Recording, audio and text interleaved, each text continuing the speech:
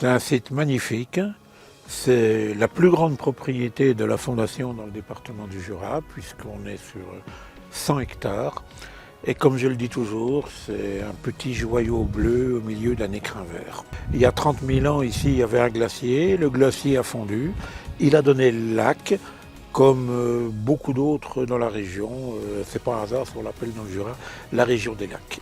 Alors, le projet de base, bien sûr, c'est de préserver l'extraordinaire biodiversité qu'il y a dans ce milieu. Et en même temps, c'est la faire découvrir à toutes les personnes qui ont perdu depuis longtemps le fil de la connaissance de la nature, pour leur faire toucher du doigt combien un milieu est magnifique, mais combien un milieu peut être fragile si on n'en prend pas garde.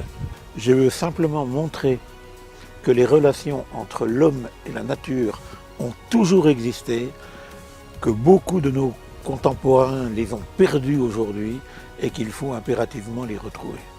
Ce n'est pas forcément redevenir préhistorique, c'est simplement se dire que si les hommes ont choisi des milieux pour s'installer, c'est que la nature leur offrait un certain nombre d'éléments favorables et la nature leur offre toujours aujourd'hui ces éléments favorables.